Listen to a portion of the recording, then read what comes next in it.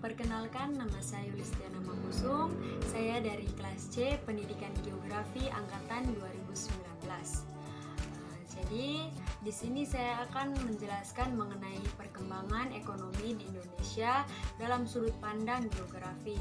Di sini untuk memenuhi ulangan tengah semester mata kuliah Geografi Ekonomi. Jadi langsung saja di sini saya akan menjelaskan perkembangan ekonomi di Indonesia pada saat ini.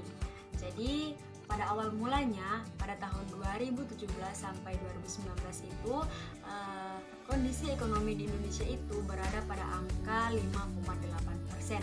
Kemudian memasuki awal tahun 2020 karena di situ kondisi ekonominya mulai menurun karena kita ketahui bersama di sini pada awal tahun 2020 itu virus COVID-19 yang datang dari Cina mulai tersebar di Indonesia.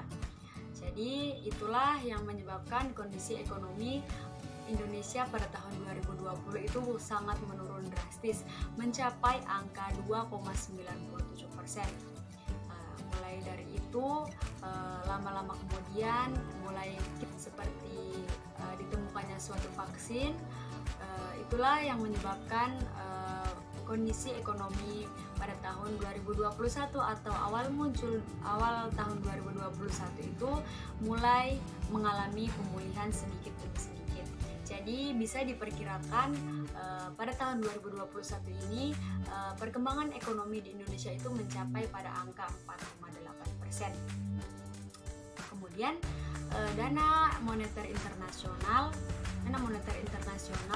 merevisi ke bawah proyeksi pertumbuhan ekonomi Indonesia itu pada tahun 2021.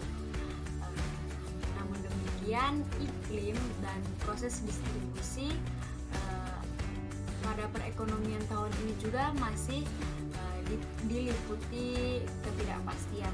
Dikarenakan kenapa? Sebab adanya proses distribusi vaksin di tahap awal itu memberikan dampak positif, tetapi lama-kelamaan jika terus ditunda atau tidak diberlangsungkan secara terus-menerus, maka dapat menyebabkan pandemi COVID-19 ini secara berkelanjutan menjadi resiko yang memperlambat pemulihan ekonomi. Jadi jika tidak dilanjutkan secara terus-menerus itu vaksin, maka kondisi ekonomi yang sebelumnya mencapai 4,8% itu akan segera menurun. Maka dari itu untuk pemulihan ekonominya kita harus terus-menerus menjalankan vaksin agar ekonomi Indonesia itu kembali stabil. Oke, baik. Selanjutnya di sini kita akan menjelaskan mengenai sudut pandang geografi mengenai kompleks wilayah tentang gambaran ekonomi di Indonesia pada saat ini.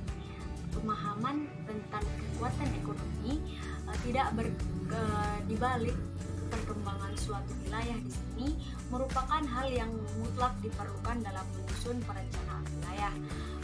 Dalam kenyataannya ini, aspek teknis di sini memiliki porsi peranan yang lebih besar ketimbang aspek lainnya seperti ekonomi.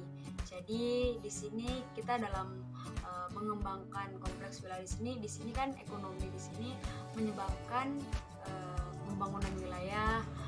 Di sini juga tidak dijelaskan atau akibat ekonomi sendiri di sini akibat adanya pembangunan yang ada di Indonesia itu terhambat. Jadi di sini untuk meminimalisirnya itu jadi ekonomi di Indonesia itu harus lebih ditingkatkan lagi atau harus mengalami pemulihan dengan cara-cara yang seperti di atas yang saya jelaskan tadi.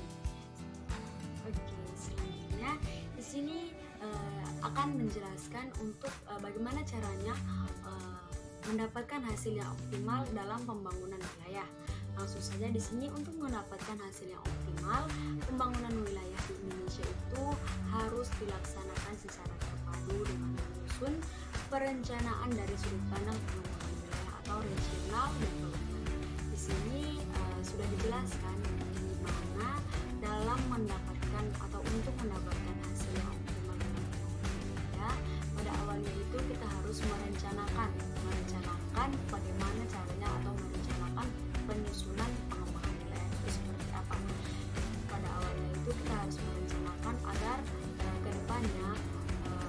tidak terjadi hal-hal yang tidak diinginkan seperti kondisi ekonominya mulai menurun, tapi di sini sudah banyak membangun wilayah. Di sini kan tidak etis seperti itu. Jadi kita harus menyusun permanen bagaimana awal-awal atau tahapnya dalam pengembangan wilayah, agar kondisinya memungkinkan, seperti dalam kondisi sudah pulih atau kondisi ekonominya sudah stabil, bisa dilakukan pengembangan wilayah. Oke, kemudian secara teoritisnya pembangunan wilayah itu harus dapat menyeimbangkan kepentingan lokal. Dengan tujuan apa? Dengan tujuannya itu secara keseluruhan. Keterpaduan kepentingan tersebut melibatkan keterpaduan antara sektor, baik itu sektor ekonomi maupun sektor non-ekonomi.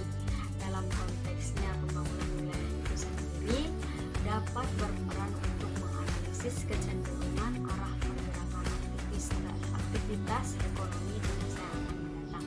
Jadi jika ekonomi pada saat ini sudah mulai pulih, kemudian bisa kita menyusun permanen atau menyusun rencana-rencana bagaimana caranya untuk mengembangkan suatu wilayah.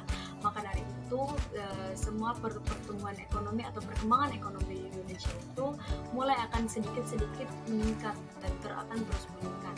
Jadi alangkah baiknya di sini kita harus mengikuti atau apa hal yang harus kita laksanakan untuk mendapatkan hasil yang optimal.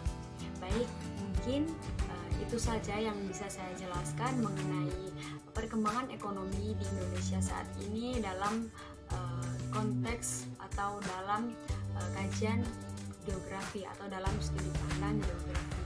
Baik, mungkin itu saja. Apabila ada kesalahan